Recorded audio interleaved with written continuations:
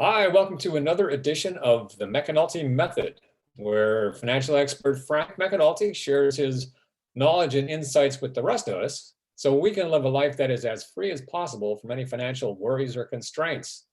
Frank, thank you for coming back. Bill, thanks for being here. It's always fun. It is. And we've got a special edition this time. You've done several videos talking about the importance of saving money. And a lot of times, with the idea that if you save the money, you can invest it and it will grow even faster.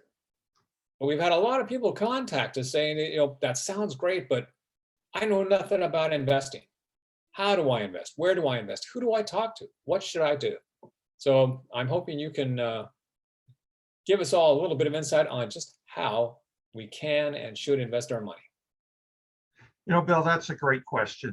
I think, when you talk about things, you always talk about from your experience. And since I teach finance at college, I'm used to finance students. And so they have an idea, but they're a very small group out there. And so this is great because we need to talk about the other 98% of the people who may not be finance majors, may not be accounting majors, may not be business majors. They have their own businesses, they're doing something else. So this is all foreign language to them. It's, okay, you keep telling me I need to save, keep telling me I need to save. You told me don't stick it in the bank because I won't make any money, I lose money. Okay, what do I do? Because I don't know what to do. I don't know who to trust. I don't know, you hear about these heavy fees that you get charged and everything. And so you're right, this would be a good topic to just do an example of where somebody could go to invest. I like examples. I learned best by sort of nuts and bolts. Here's what you do. Okay, so since I'm going to use a real world example of a real company that takes investments, I think we need to do a disclaimer here, Bill, that we're not getting paid for this. We're not recommending this company. It's just a company that I have some investments with, that I know they have good low cost funds for people. And it's an example of where people can go and how they can learn to do these things without fear that they're getting ripped off. All right. So this is an endorsement for educational purposes only. Exactly. I mean, it's not an endorsement, pardon me. It's not an endorsement, right? So it's a good example. I know everybody, hears about Robin Hood and this, that, and the other thing. And, great platforms. I don't do anything through them because I have enough things already. My mentality is I'd want to stick more with the more established companies just to make sure it was being safely handled. But remember, everybody's doing something for you has to earn money. So regardless of what they say, it's all free, it's all this, it's all that, they're making money off you somewhere. Because how do they stay in business?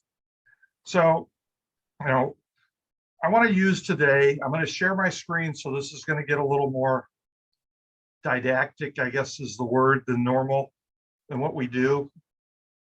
Because I want to show, Vanguard's a company I know that it's very big. People know about it.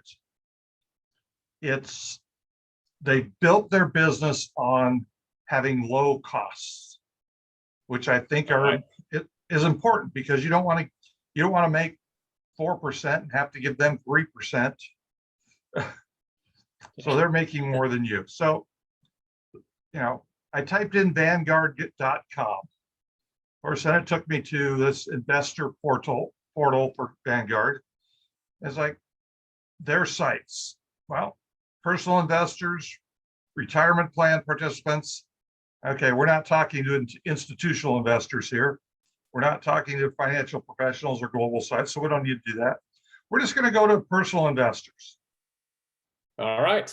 We're going to click on that, and I'm not going to log in. I think you all saw my login pop up there quickly, but we're not going to do that because we don't need to. And so This is the personal website. We can say, yes, we just want to come to this website every time we put it in, fine. So personal investors is going to be our website. We don't have an account yet. Oh, I guess my my stuff is down here at the bottom. It's going to keep popping up no matter what. Well, you know my name, so it doesn't matter. That's right. So let's just say you want to look around. Or better yet, let's open an account. We're not going to, but let's click on the process for opening an account. So I'm going to click on this button down here. It's going to come up with, what would I like to do? Open a new account. So, of course, they always want to know how they're going to get your money. So you're going to electronic bank transfer, roll over from an employee plan. Let's just say it's brand new. This is first money. You're going to just transfer some money in. So we're going to click that. And we're going to be new here. All right. You know, so now they ask, so they've got these things pretty well figured out. So it's really easy to follow through the steps. So I know some people, oh, they're asking me all these questions, but we'll go through it. We're not going to go through all of this. We're going to go through a little bit. So we're going to choose an account type. That's step one. It tells you what step you're going to do. So do we want to set up an IRA? You know, do we want to just have a general account? Since we're talking to recent college students or college students for the most part, we're not concerned with setting up a college savings account at the moment for a minor, although they might. Some of them have children. Not necessarily a SEP, because a lot of people don't even know what those are. But let's just say we're going to do a general investing account. We're going to put money in an account. We're single. We're just graduated. We want to put money away. And it'll even add to your questions here. Are there fees to open an account? No fees to open an account. And there's a service fee, but it's waived if you get assets in your account. Now, all the answers you could want. Minimum amount. It depends on the fund we're going to look at, but quite honestly, most of Vanguard's are in the $3,000 range to open an account. Okay, well, let's just say we're going to open an account, an individual account, and you just start putting in your information. And it's really that simple to go through and open an account. Now, I'm not going to fill this thing out because I don't necessarily want everybody to know my birth date, my social security number, and all that good stuff. But I'm sure a lot of the people watching could find that stuff on the internet anyway, Frank. Right. So. But you know, I understand. We got to make them work for it, right? Can't make it easy. There you go. So the example is just really easy to open an account. Walk your way through it. Sit down somewhere quiet. Don't have your phone on. Don't have the TV on. This is your money. You're talking about putting your money in investments. It's worth an hour. It won't take an hour, but it's worth an hour of your time to just read as many things as you can and go through this. Very simple. So I'm going to quit now because, yes, I want to quit. So they're very upset because we didn't open an account. Okay. They don't want you to leave. So we're gonna go back to Vanguard, and we're going to look at some of the funds they have. And once again, I was going to ask you, if you do open an account and you get that all set up, what's the first thing you see, or what's the first thing you have to do? Do they have funds you choose from, or how does that work? Right. It'll basically take you to the page we're going to go to, the pages we're going to go to. It's going to say, Excellent. what would you like to invest in? And so they have their various investment products. And once again, we're not going to get into a lot of these things. We're just going to stick with plain old mutual funds, because you're just starting out investing. You probably think, and we're talking investing here. We're not talking trading. We're not talking gambling.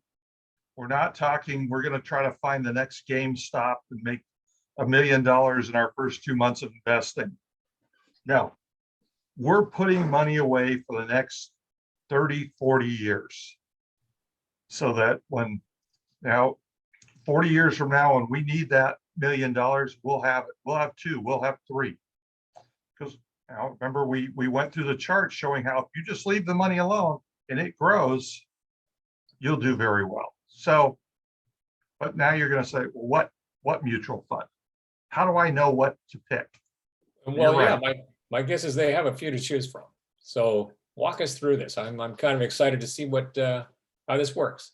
They do have a few to choose from, and they have all sorts of information about their funds. Now, granted, it might be slightly skewed to their benefit, because they're not going to say, well, yeah, we have this, but it's not that great, but it's pretty good. Now, they're going to tell you why their stuff is good. Everybody will tell you why their stuff is good. All I know is Vanguard's been around a long time. They've got a tremendous amount of money under management, which means a lot of people use them. They've built their whole business on being a low-cost alternative. So to me, that says something. So we're just going to go over here to choose your mutual funds. We're not going to read all their different parts here. All This is where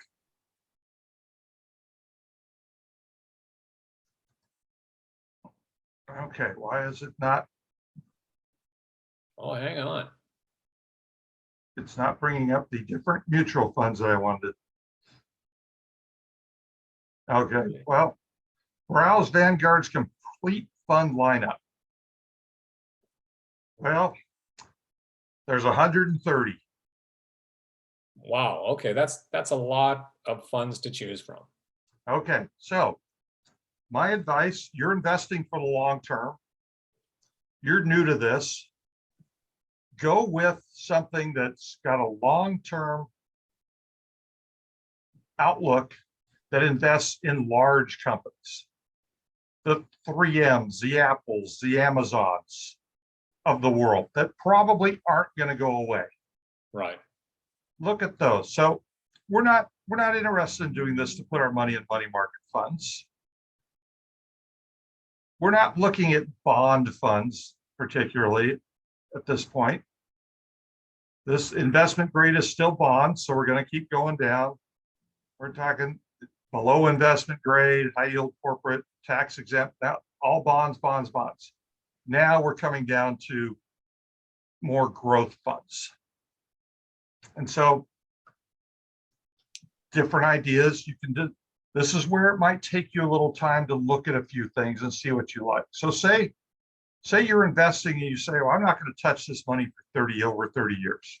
Well, they have a fund that's targeted for you to start taking money out in 2055.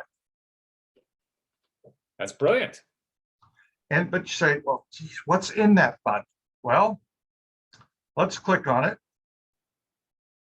And it brings you up the fund and it tells you what this fund does. It's for people who are planning to retire between 2053 and 2057, based on how they like to run it. All right. Now, to me, what's always there, this one you can get into for $1,000 to start with, one of the lower ones. The fund expenses are 0.15%. So that's not 15%. That's basically 1/6 of 1% are the expenses on this fund. Very cheap. And of course, they'll tell you it's 2/3 lower than average expense ratio of funds with similar holdings. They compare it to other companies. Okay, that's a good thing. Oh, I like this little graphic they have done here with the risk potential, so I can see Right. clearly how risky it So is. it's long-term. Mhm. So they want it to grow. You want it to grow over time, so which means you have to take a little risk. So let's look at their performance of the fund. They show you everything. So in 10 years, if you put $10,000 in, you'd now have $26,900. All right. So 10 years, your money more than double. And that includes the big meltdown we had a couple of years ago. Yeah. And so, and it shows the 10-year, the return since inception, 11.75%. Okay, and it shows that against the benchmark, it did slightly worse. So they have to show the honest numbers. They can't show, well, these our numbers aren't better than the benchmark. Let's not show the benchmark. No, Right. the industry does try to look out for you a little bit. And so, but think back, remember when we were running those numbers, if you had an 11 or 12% return over the life of over 40 years, that was going to become a huge sum of money at the end of 40 years. Once again, you don't have to do anything. Open this account, just continue to put money in. So that's an example of this fund. And then you can go look and see what companies do they have in this fund? Well, this is 90% stocks, basically 10% bonds, because it's a long time in the future where they're saying you're going to need money, so they want more stocks. And I guess this one doesn't have the different. Okay, so their allocation to under, so they basically invested in other funds. Yeah. Okay. Okay, so now you can look at what the funds are if you want to. You can go look at these funds. So, but they tell you what they put the money into. And once again, if you know nothing, at least you can say, well, you read it, seems okay. They're not, it's not, let's see, we got 30% of our money in gun manufacturers and 20% in liquor manufacturers. And, you know, you can choose to a certain extent what you're doing. So let's go back, and I want to go to a fund that I sort of like for long-term investing. All right. I got to get back to my funds again.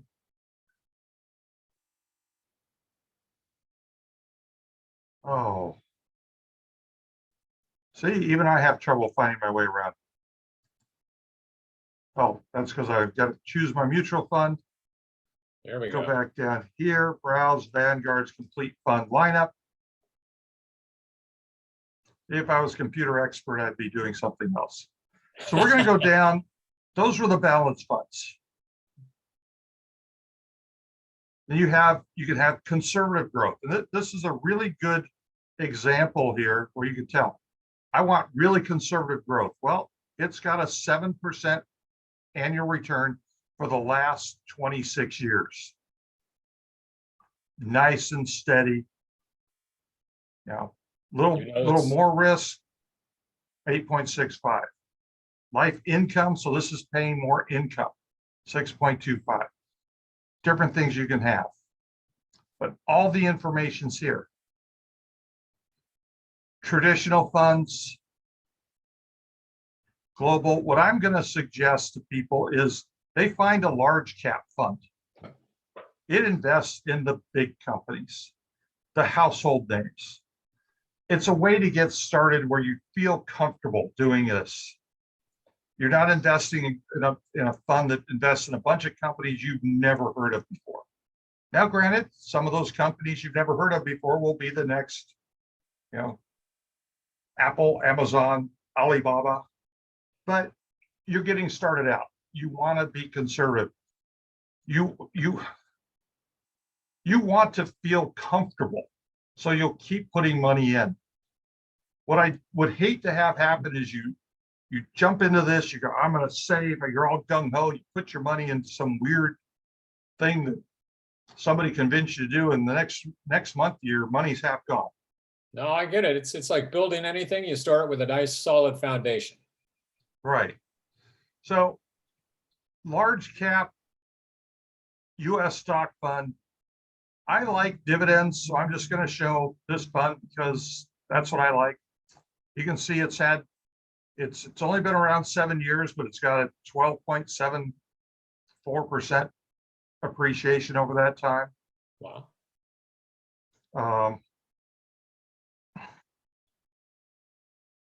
But and here, what I want to really show here is,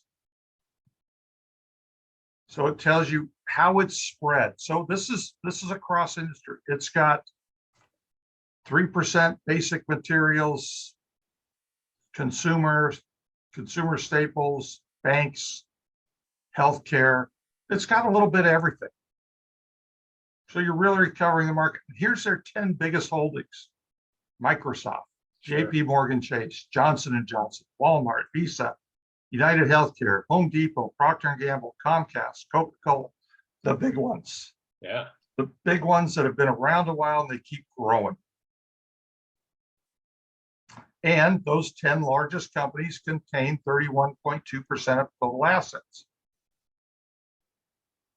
So, and they make it real easy. Ooh, you want to buy? Just push the little buy button down here. They'll buy it for you.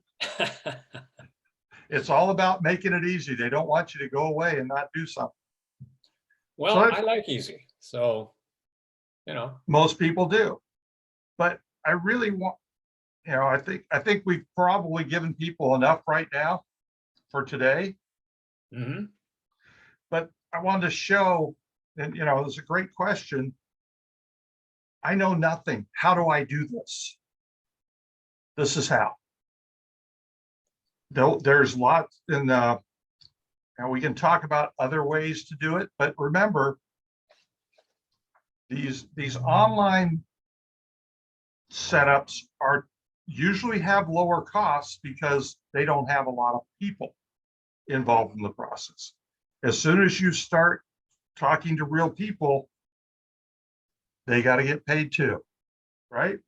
Only Bill and I work for free here, so that's we got other jobs, but I'm not trying to knock down other people. They provide a service, and if you need somebody to call you up every month and say, hey, where's your check?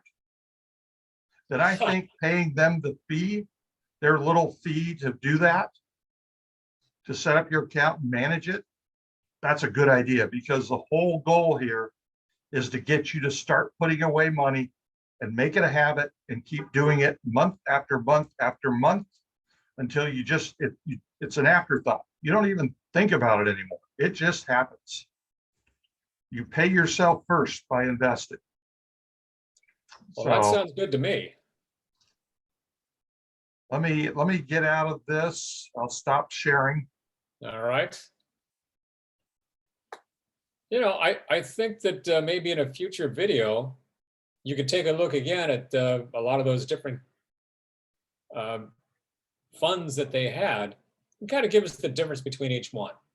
Like that last one we looked at, that was fascinating. They really did cover almost every financial sector, it seemed like, from finance to healthcare to raw materials. That's it's pretty wild. Oh, and you're right, Bill. There are funds. If you just believe, and quite honestly, I did this a while ago when oil was so low. I was like, oil's got to come up. Well, Vanguard's got an energy fund that basically does oil. So I bought some of their Vanguard oil fund. But once again, I've been doing it for a while, so I can make those choices. Anybody can make the choices, but I feel comfortable doing it. And really, it's all about making sure people are comfortable doing it because we want them to keep doing it, not be a one-time thing. There you go. All right. Well, I think you've shown us how simple it is. So mission accomplished. Okay, well, then we'll say goodbye for today, and we'll be back next week. Excellent. All right, Frank. Thanks a lot, and we will see you then. Thanks, Bill. See you later. Bye bye.